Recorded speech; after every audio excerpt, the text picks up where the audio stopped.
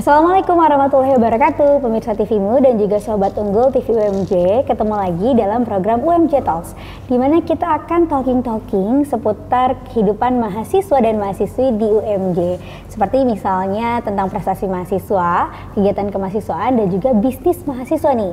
Seperti kali ini kita akan bahas bisnis mahasiswa, yaitu Sahabat Untung dari kreasi snack udang. Dengan narasumber kita kali ini ada Gristan Ale Fadila. Langsung aja nih kita sapa nih. Assalamualaikum Gristan. Waalaikumsalam Kevina. Apa kabar? Alhamdulillah baik. Baik ya, alhamdulillah. Jadi Gristan ini sekarang semester berapa Gristan? Saat ini semester 3. Semester 3 dari Fakultas Pertanian. Pertanian ya. Oke, jadi sekarang ini Gristan ini lagi merintis usaha, yaitu ini adalah kreasi snack udang nih. Sesuai tema kita kali ini, Sahabat Untung dari kreasi snack udang. Nah, snacknya ini ada di samping saya nih, samping Kak Vini. Ini dia ya, Gristan ya. Iya. Nama snacknya Olala. Itu nama brandnya. Brandnya Olala, udang crispy. Makan jadi lebih lahap sama udang crispy. Ini hasil karyanya Gristan. Nah, ini kamu buat sendiri atau perkelompok atau gimana nih? Oh, jadi ini awalnya sebenarnya usaha orang tua aja. Usaha orang tua, kamu kembangin. Jadi sebenarnya udang crispy ini udah berdiri di tahun 2017. Karena awalnya emang udang crispy ini cuman kayak ya usaha rumah tangga aja lah yang cuman dijual di sekitar situ. Kebetulan waktu itu orang tua juga punya toko oleh-oleh, jadi cuman dijual itu aja. Dan sempat berhenti waktu 2019 kalau nggak salah itu pas COVID. Nah, akhirnya di situ berhenti karena berbagai problem lah banyak masuk gitu. Akhirnya sempat berhenti, terus lanjut lagi di tahun 2021 karena saat itu juga mengalami yang namanya krisis ekonomi juga, ya kan. Jadi coba buat bangkit lagi. Dan akhirnya tanpa kita duga ini bisa diminati gitu oleh masyarakat sekitar juga. Sampai akhirnya karena emang dari dulu juga saya udah minat buat jualan, buat bisnis gitu. Saya minat, jadi akhirnya saya coba buat tawarin ke teman-teman. Kebetulan saya sekolahnya di SMA di Bogor, salah satu SMA di Bogor gitu. Saya coba buat tawarin, ternyata banyak juga yang mau akhirnya. Open PO dong berarti ya? Iya. Open PO dulu ternyata banyak yang mau. Banyak yang mau. Terus akhirnya sampai lanjut ke kuliah, saya dapat informasi dari kakak tingkat saya dan dosen-dosen pembimbing bahwa katanya ada program pembiayaan untuk wirausaha mahasiswa. Saya coba ikuti program tersebut dan alhamdulillah tanpa diduga akhirnya lolos gitu. Dan pas lolos ternyata kita dapat pendanaan kurang lebih mungkin 20 juta ya. Dan itu satu kelompok berapa tuh? Berarti untuk satu tim ya? Iya, untuk satu tim. Satu kelompok itu kita ada 4 orang. Dan di situ kita kerjasama udah bagian masing-masing udah kita bagian, ada yang bagian marketing, bagian keuangan, ada yang bagian operasionalnya juga ada.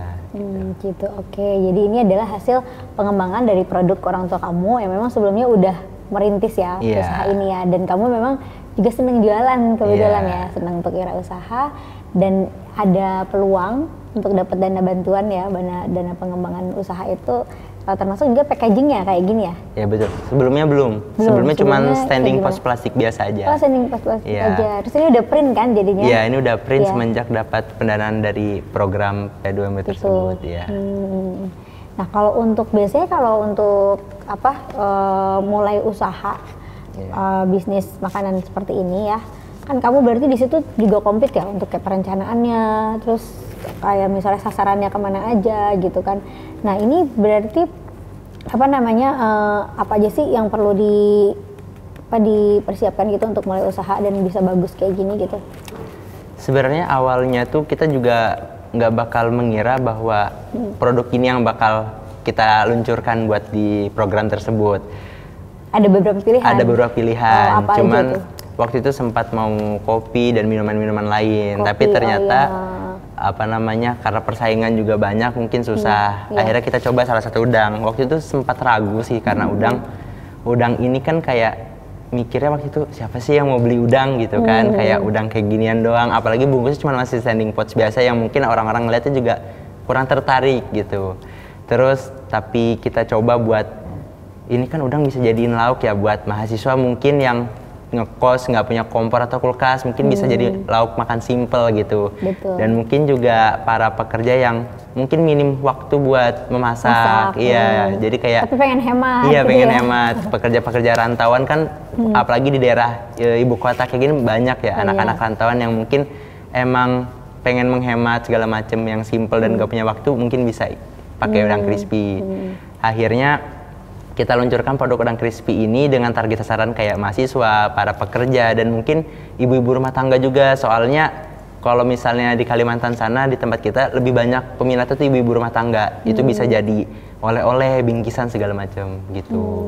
Gitu, iya. Iya. Ini kamu ngambilnya jadi dari mana nih? Apakah juga melibatkan kayak industri rumahan ataupun mungkin juga UMKM lainnya untuk produsen udangnya gitu? Oh enggak, kalau ini kita benar-benar pure berdiri sendiri sih, gitu. usaha orang tua gitu. Orang tua, ya. Ya awalnya ini udangnya tuh kita ambil di pesisir pantai, mungkin untuk daerahnya di Kalimantan Tengah. Tengah? Iya, Pangkalan Bun. Karena awal mulanya usahanya itu berdiri di sana. Gitu. Iya. Dan saya di sini cuma sekedar melanjutkan gitu. Melanjutkan ya. Iya. Oke, nah untuk kalau kayak ini loh, kayak halalnya, kayak logo halalnya gitu, terus juga BPOM-nya itu harus nggak sih kalau untuk usaha kuliner ini gitu? Oh iya, udah. Kebetulan juga produk ini tuh udah ada izinnya gitu. Jadi sebelum mendapat P2MW itu orang tua saya juga udah buat mengajukan NIB, nomor induk berusaha, dan juga PIRT-nya. Terus ketika mendapatkan pendanaan dari P2MW ini, kita telah mengajukan sertifikasi halal. Sekarang lagi diproses. Ya, belum keluar aja ininya sertifikatnya. Kalau BPOM gitu itu tadi? Kalau BPOM kita belum sih, soalnya dari menurut kami juga ini masih usaha rumahan ya, yang masih kecil lah. Cuman buat meyakinkan orang-orang aja sebagai peminat gitu, dengan adanya NIB, PIRT, dan sertifikasi halal. Gitu. Oke, yang penting udah ada sertifikasi halalnya ya. Walaupun ini halal, tapi itu lebih meyakinkan lagi ketika ada sertifikasi halal itu. Iya, betul. Baik. Nah, kalau kamu kan ini mengembangkan, berarti kalau misalnya kita mau usaha kuliner, yang pertama banget itu apa sih? Apakah kita harus fokus ke rasanya, atau fokus ke packagingnya, atau fokus ke pangsa pasarnya? Itu yang mana dulu sih sebaiknya harus jadi sasaran utama gitu? Sebenarnya itu relatif sih. Terkadang itu beda orang, beda teorinya, beda materi, beda pendapat juga. Cuman kalau dari pandangan saya sendiri, saya itu mau jual ke orang yang saya sendiri pun mau makan dan mau beli. Jadi saya kalau ditawarin produk ini, kira-kira saya sendiri mau makan nggak? Kira-kira saya sendiri mau beli apa nggak gitu. Kalau misalnya saya sendiri tertarik, saya pun berani buat ngejual ke orang. Iya. Dari situ mulai buat coba kita cari nih sasaran yang tepat. Apalagi kan kebetulan saya ngerantau dari sini udah dari SMA. Jadi saya sendiri, berarti ini jauh dari orang tua sendiri. Jadi sekitar udah 6 tahun lah. Jadi saya kira-kira mungkin sedikit dapat informasi juga dari teman-teman. Oh, ini kayaknya butuh nih kayak mahasiswa, orang-orang pekerja, iya gitu. Jadi karena memang kuliner itu harus yang pertama itu juga yang utama adalah rasanya itu ya. Kita sendiri juga mau konsumsi ya. Baru nanti yang lain-lain ikut nyusul. Nggak mungkin kalau kita jual sesuatu yang kita sendiri aja nggak mau beli gitu. Iya, betul banget. Iya. Baik, Kristen, kita akan lanjutkan lagi, tapi kita simak dulu di pesan yang mau lewat berikut ini. Pemirsa dan Sobat Unggul TV UMJ, balik lagi di UMJ Talks. Kita kali ini bahas tentang sabet untung dari kreasi snack udang nih. Seperti ini snack udang ya. Oh lala, udang crispy, makan jadi lebih lahap. Bener loh, ini pas banget loh untuk kayak tadi anak kosan ya, mahasiswi ataupun juga yang baru kerja kantoran gitu ya. Karena ini makan pakai nasi panas saja enak sih. Enak ya. Iya. Nah ini kamu jualnya berapa nih? Kalau ini kita jualnya itu 20.000. 20.000, oke. Nah ini kamu ada kesempatan nggak buka reseller gitu misalnya untuk kembangin usaha juga? Oh, tersedia. Tersedia. Harus ngambil berapa? Syaratnya gimana kalau mau jadi reseller? Syarat jadi reseller mungkin kita belum tentuin sekarang. Cuman tidak ada minimal pengambilan sih ya. Mungkin nanti bisa kita bicarakan, diskusikan seperti apa enaknya aja gitu. Gitu, baik. Jadi masih bisa fleksibel ya? Iya, masih bisa fleksibel, benar. Iya. Nah ini kan walaupun ini kamu kan ngelanjutin dari usaha orang tua, tapi kan kerja sama satu tim ya, juga alhamdulillah dapat modal untuk mengembangkan usaha yang tadinya kamu dari plastik ya, kemasan plastik, terus sekarang ini kan modern banget nih, bagus juga, yang pasti ini juga perlu modal kan, tadi alhamdulillah dapat modal. Nah ini boleh dong cerita pengalaman yang berkesan, jatuh bangunnya, itu gimana prosesnya? Sebenarnya tuh kita baru bisa ngerasain berkesannya tuh ketika kita udah di akhir sih, baru berasa gitu kayak, oh ternyata selama ini perjuangannya nggak sia-sia gitu, ada hasilnya lah, walaupun mungkin belum sampai di ekspektasi gitu, di ekspektasi kita, setidaknya emang udah membuahkan hasil gitu. Dari segi awalnya ini masih standing pouch plastik sampai bisa jadi kemasan yang standing pouch ya. Standing pouch ini. Dan dari banyaknya permasalahan-permasalahan mungkin di tim gitu, tapi kita masih bisa ngatasin, dan itu sih yang bikin kita jadi kayak berkesan, ternyata kita bisa ngelewatin gitu. Ternyata bisa ngelewatin. Iya. Dari berapa lama sih kamu mulai merintis ini, usaha ini? Dari ngembangin itu tadi? Dari ngembanginnya? Oh, ngembangin. Kalau dari ngembanginnya itu saya mulai tahun 2022 awal. 2022 awal. Oh, ketika ekonomi mulai bangkit lagi pasca COVID ya? Benar sekali. Iya, lumayan. Nah, dari situ apa yang bisa kamu tangkap nih kalau misalnya mungkin teman-teman yang nonton juga mahasiswa pengen mulai usaha nih, apa yang harus dimiliki gitu, sikap ataupun sifat apa yang harus dimiliki biar bisa survive, biar bisa juga ngerasain, oh akhirnya perjuangannya ini nggak sia-sia ya, kayak tadi kamu bilang bisa juga ya sampai di titik ini nih ngelihat produk kita udah lebih bagus lagi kemasannya gitu. Jadi sebenarnya mungkin kita bisa ngelihat peluang ini yang paling simpelnya ya. Yang paling simpel kita bisa ngelihat peluang apa sih yang lagi diminatin gitu. Soalnya kalau sekarang itu persaingan banyak gitu. Kita jual sedikit mungkin bisa ditiru sama yang lain, ditiru sama yang lain gitu. Kalau misalnya apalagi buat anak-anak muda nih, biasanya kan kreatif pikirannya, punya inovasi yang baru gitu kan. Mungkin bisa dicari apa nih kira-kira yang diminatin, bukan bisa di setting lagi buat ya diperbaharui lagi, dimodifikasi lah istilah kata ya, benar. Inovasi gitu juga. Ya. Nah ini nanti kalau misalnya teman-teman ada yang mau beli, tadi bisa dapetin di mana, koperasi sama di mana? Ya, kita bisa di e-commerce, toko Oren lebih tepatnya udah tersedia ya. Dan bisa juga di koperasi UMJ. Kita udah tersedia juga di sana, dan di kemasan itu juga udah ada nomor kontaknya, nomor teleponnya. Iya, benar sekali di belakang. Jadi mungkin ini ada kalau buat mau pesan lagi bisa hubungin langsung aja ya. Bisa pesan ya. Benar. Iya. Nah, kamu kesibukannya jadi selain ini apa aja nih? Kan masih kuliah juga ya, semester 3. Bagi waktunya gimana tuh? Sebenarnya namanya kita usaha sendiri ya, itu waktu itu fleksibel banget.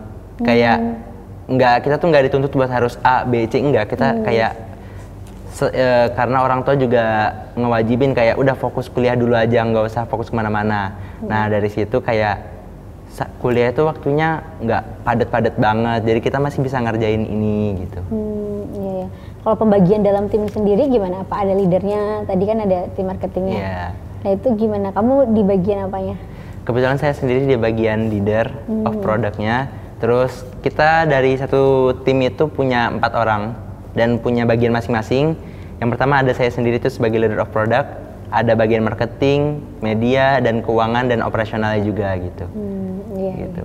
Setelah ini kamu ada rencana apa nih? Apakah akan fokus ke sini dulu atau mau ngembangin bisnis baru lagi nih dari hal lainnya, misalnya dari sisi pertanian, karena kan jurusan pertanian juga ya, gitu. Sebenarnya saya pengen fokus ini dulu sampai benar-benar aliran keluar masuknya tuh stabil dulu, baru mungkin kita bisa mau cari inovasi baru supaya nggak yang stuck di situ-situ aja gitu, biar bisa berkembang juga. Cuman sambil nunggu perkembangan tersebut untuk menstabilkan keluar masuknya dulu dari finance sih. Iya, buat menstabilkan dulu pemasukannya udah lancar apa belum. Misal udah lancar baru kita nyari inovasi buat bisa lebih berkembang lagi gitu sih. Pernah nggak ada di titik misalnya kayak apa ya, pengalaman yang kurang menyenangkan gitu, mungkin ketika dalam menjalani bisnis ini baik sendiri ataupun sama teman-teman, ataupun ketika dalam menjalani perkuliahan gitu, yang di situ kamu kayaknya harus bergelut banget ya gitu? Ya namanya kita hidup bersosialisasi itu pasti ada aja permasalahan-permasalahan. Terkadang kan kita memiliki pandangan yang berbeda sama orang lain, itu hal wajar sebenarnya. Itu tergantung kayak gimana kita nyikapinnya aja sih sebenarnya gitu. Permasalahan-permasalahan selama ini terjadi itu mungkin yang pertama bisa dari segi waktu. Dari kayak kita punya dari kita 4 orang ini, kita punya waktu yang berbeda-beda, punya kesibukan dan kegiatan masing-masing yang mungkin kita berbeda gitu. Nah, pertama dari situ. Yang kedua dari komunikasi. Kita dari komunikasi waktu itu juga di awal-awal kita sempat miskomunikasi, salah segala macam. Jadi kayak ada yang harusnya besok belajar baru diberitahu sekarang karena ya gitu kan. Miskomunikasi lah. Tapi kita alhamdulillahnya karena kita udah mahasiswa, udah sama-sama dewasa, kita bisa nyelesain dengan kepala dingin. Kita bicarain baik-baik kesalahannya di mana, kita selesain apa solusinya. Dari segi waktu mungkin kita bisa bagi per tim, per shift-shiftan gitu buat jaga, buat event ini siapa yang handle besok. Dari segi komunikasi mungkin kita lebih terbuka lagi. Jadi kayak yang biasanya di awal-awal tuh kita kalau misalnya ada permasalahan sedikit ngerasa kayak nggak enakan buat to the point ngomong, kamu tuh salahnya di sini. Kita waktu itu awal-awal nggak enakan. Tapi karena kita udah diskusi solusinya seperti apa, akhirnya kita terbuka gitu. Ini besok gini, kamu kayak gini, kayak kita saling terbuka aja apa yang terjadi gitu. Jadi kayak lebih saling bisa memahami aja seperti itu. Seperti itu ya. Ya baik ya. Nah itu tadi satu tim itu kamu teman-teman itu dari satu jurusan atau beda-beda atau gimana? Awal ketemunya tuh gimana? Ya awal ketemunya itu ngebentuk tim karena emang kita tuh teman satu kelas gitu. Karena kita ngelihat wah ini orang kayaknya punya potensi juga nih, dia minat. Sebenarnya kita nggak skill itu dari saya sendiri itu bisa dilatih. Maksudnya selagi orang itu emang ada kemauan, ada niat, saya perjuangkan itu orang itu harus ada di dalam kelompok saya gitu. Yang penting itu niat dan kemauannya aja. Masalah skill dan lain itu kita sama-sama belajar karena emang kita juga masih awam belajar, masih belajar. Yang penting ada niat dan kemauan ya. Skill bisa sambil beriring berjalan dipelajarin, merintis ya. Baik ya, ini kita akan bahas lagi Kristan, tapi kita jeda sejenak dan kita lihat dulu nih yang mau lewat berikut ini. Pemirsa dan Sobat Unggul TV UMJ, balik lagi di UMJ Talk masih bersama dengan Kristan. Ini nih pengusaha muda dari UMJ yang bikin produk ini namanya adalah udang crispy olala ya. Nah, Kristan, terus rencana ke depan kamu nih apa lagi nih? Kamu kan udah berhasil juga mengembangkan produk dari resep orang tua gitu kan ya sama teman-teman. Rencana ke depannya mungkin karena saya emang suka dalam hal-hal kayak berbisnis, jualan kayak gitu, mungkin saya pengen nyari produk inovasi lagi sih buat kayak ya nggak mungkin kita kayak stuck cuma di satu produk aja, kita mungkin cari variasi lain, inovasi lain gitu. Seperti itu sih Kak. Tapi udah kepikiran apa misalnya atau belum? Kalau sekarang udah kepikiran, cuman mohon maaf belum bisa saya sebutkan. Rahasia dulu ya. Masih rahasia dulu. Jadi nanti ditunggu ya teman-teman UMJ. Benar sekali. Ya, kalau Kristan sendiri ikut selain berarti kan saat ini fokusnya kuliah, terus ngembangin usaha ini ya, bisnis. Ada ikut kegiatan kemahasiswaan juga nggak? Organisasi misalnya gitu? Kebetulan saya juga ada ikut. Apa tuh? Lembaga gitu, BEM sama IMM, organisasi. Aktif ya? Di organisasi kemahasiswaan lumayan, ya bagi waktu aja sih sebenarnya. Bagi waktunya gimana tuh? Masih aman? Maksudnya biar bisa semuanya dapet dan juga masih tetap koridor yang aman gitu, gimana? Alhamdulillah kalau yang saya rasakan dan saya jalani selama ini dapat aja gitu, karena jujur dari segi usaha saya sendiri, kita yang pertama berjalan itu di sekitar ibu kota ini, di Jabodetabek ini kita cuman kayak nitip-nitip di toko-toko, terus kita juga e-commerce online-nya, terus juga kita belajar event, yang mana eventnya nggak setiap hari juga gitu kan. Terus dari segi organisasi juga aktif kayak, karena nggak setiap hari di organisasi itu event, kayak pasti beda-beda waktunya gitu. Jadi alhamdulillah selama yang saya rasakan ini dapat mampu aja gitu. Karena organisasi juga biasanya momen-momen tertentu aja ya. Iya, momen tertentu benar.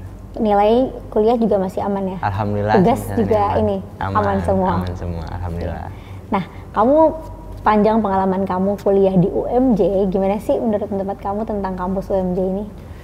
Ya, yang saya rasakan awal-awalnya saya sempat pesimis sih, karena kenapa tuh ya jujur. Kenapa? Karena swasta gitu kan, karena emang dulu tuh impiannya pengen ngebahagiain orang tua tuh dengan cara kayak negeri. Walaupun sebenarnya orang tua sendiri tuh nggak nuntut buat harus negeri gitu kan. Cuman kayak biar orang tua tuh bangga aja gitu punya anak masuk negeri gitu kan. Sempat pesimis, ternyata pas saya sudah coba buat nerima aja gitu kuliah di swasta, ternyata saya sempat ketemu lagi sama teman-teman SMA saya, sempat sharing-sharing, ternyata yang saya rasakan, alhamdulillah sih saya bersyukur banget bisa kuliah di swasta karena ngerasainnya beda banget aja gitu. Ya maaf sebelumnya mungkin kalau dari teman-teman yang saya cerita kalau di negeri itu kadang dosennya tuh dia cuman kayak masuk terus nyuruh mahasiswanya presentasi terus ngasih tugas terus itu pulang gitu udah kayak kelar gitu. Cuman kalau misalnya saya di UMJ ini walaupun kampus swasta justru kayak dosennya tuh care banget gitu kayak dia ngejelasin kalau misalnya ada apa-apa mau ditanyain silakan, kalau kita perlu waktu sama dosen dipersilakan disediain sama dosennya, kayak bener-bener dosennya tuh emang udah ngatur nata semua itu gitu, kayak ya ngebimbing, jadi kayak nggak bodo amatan ya. Walaupun sebenarnya bisa dibilang kalau misalnya kita kuliah itu emang harus bisa ngurus diri sendiri lah, iya. Cuman ya namanya kita baru terjun ke dunia yang mungkin luas, nggak kayak dunia sekolah aja gitu kan, kita juga masih perlu bimbingan. Dan menurut saya dosen-dosen di UMJ itu care dan sangat mengarahkan, membantu banget gitu. Beda ya. Banget ya. Jadi berkesan banget ya. Iya berkesan banget. Jadi bersyukur ya. Iya bersyukur. Kuliah di UMJ. Dan bahkan saya bisa dapat program P2M ini juga karena arahan dari dosen-dosen pembimbing gitu. Oh, informasi dari dosen ya. Iya. Dan bahkan ketika saya nanya teman-teman saya, mereka kurang tahu tuh apa tuh P2M, mereka nggak ada yang tahu, padahal mereka jurusan bisnis.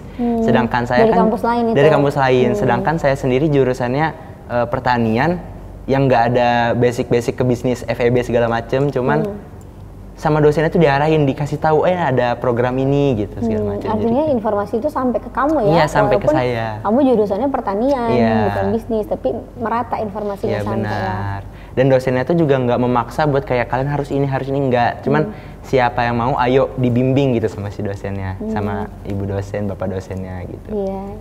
Alhamdulillah. Iya. Dan bersyukur banget sih. Iya. Nah, harapan kamu untuk UMJ ke depannya gimana? Dan untuk diri kamu sendiri juga nanti kira-kira kalau udah lulus seperti apa dalam jangka waktu ke depannya, jangka panjangnya? Ya, nggak bisa dimungkiri pasti semua orang pengen semua itu berkembang lebih baik gitu kan. Ya walaupun alhamdulillah kalau yang saya rasakan ini alhamdulillah cukup baik, udah baik banget. Cuman mungkin bisa lebih ditingkatkan lagi gitu kan, dipertahankan juga yang udah baiknya dipertahankan, seperti itu sih Kak. Iya. Harapan untuk UMJ? Harapan untuk UMJ mungkin bisa lebih ini aja sih Kak, bisa lebih berkembang lebih baik lagi gitu. Soalnya ya walaupun udah cukup baik, mungkin masih banyak yang harus diperbaiki sih, kayak mungkin kita ada yang kurang kelas dan segala macem gitu. Oke, jadi biar semakin maju ya, iya, biar dan semakin maju, benar sekali. Seperti logonya Muhammadiyah, slogannya Muhammadiyah. Ya, nah terus juga dalam perjalanan kamu tadi perintis bisnis ini, pernah nggak ada mengalami hambatan misalnya, ataupun juga kejadian gak mengenakan, komplain gitu misalnya, tapi kemudian kamu berhasil untuk menanganinya gitu? Ya, waktu itu sempat ada problem, mungkin dari segi tim juga ada, dari segi pemasok udang, ada juga dari segi packagingnya, waktu itu sempat ada salah cetak gitu kan. Terus pihak sana juga kurang mau bertanggung jawab, dan akhirnya mau nggak mau kita udah nggak apa-apa, kita beraniin jual seadanya dulu. Untuk nextnya mungkin kita bisa lebih berhati-hati lagi, jadiin pembelajaran gitu gitu sih Kak. Dari situ ya banyak. Iya banyak. Hikmah yang bisa diambil. Iya benar. Pastinya. Iya. Kalau prinsip hidup kamu sendiri apa sih? Moto hidup kamu? Moto hidup saya sebenarnya kayak nggak perlu takut untuk gagal gitu. Jadikan kegagalan sebagai pembelajaran aja gitu. Dan jangan pernah dengerin omongan orang. Ya kalau misalnya omongan orang itu baik, kita terima. Kalau buruk, ya mungkin kita bisa introspeksi diri di mana letak salah kita dan bisa jadiin pembelajaran juga. Gitu sih. Oke, itu dia, mungkin mudah-mudahan bisa dicontoh juga ya sama teman-teman yang nonton. Ya, nah Gristan boleh kasih ini juga dong, kata-kata semangat, kata-kata motivasi buat teman-teman Sobat Unggul UMJ yang ikutan nonton juga nih, biar bisa sama seperti Gristan punya semangat dan juga bisa ikut buka bisnis misalnya, ngembangin bisnis gitu, dan banyak dapat manfaat dari situ. Mungkin untuk teman-teman semua, sebelumnya saya saya bukan orang yang baik, saya juga bukan orang yang alim dan segala macam, tapi kita bisa buat sama-sama maju, buat sama-sama berkembang untuk bisa ngelihat peluang-peluang yang emang udah jadi yang kita bisa dapatkan dari privilege dari mahasiswa tersendiri gitu. Itu aja sih Kak, cukup. Baik, Kristan terima kasih banyak ya sharing-sharingnya. Sukses terus buat Kristan, sukses kuliahnya, sukses juga usahanya. Ini biar bisa makin terus berkembang dan maju. Dan teman-teman TV UMJ, Sobat Unggul UMJ dan pemirsa TV-mu juga, jangan lupa nih dipesen ya, dicoba tadi. Ya, oke baik sekali lagi terima kasih Kristan, sukses selalu. Terima kasih. Dan pemirsa TV-mu dan juga Sobat Unggul TV UMJ, terima kasih sudah menyaksikan tayangan UMJ Talks dalam episode kali ini. Sahabat untung dari kreasi Snack Udang bersama dengan Kristan. Tidak terasa nih kita harus undur diri dulu. Saya Vini Oliani bersama dengan Kristan dan seluruh kerabat kerja yang bertugas, kami mohon pamit undur diri dulu. Sampai jumpa di lain kesempatan. Wassalamualaikum warahmatullahi wabarakatuh.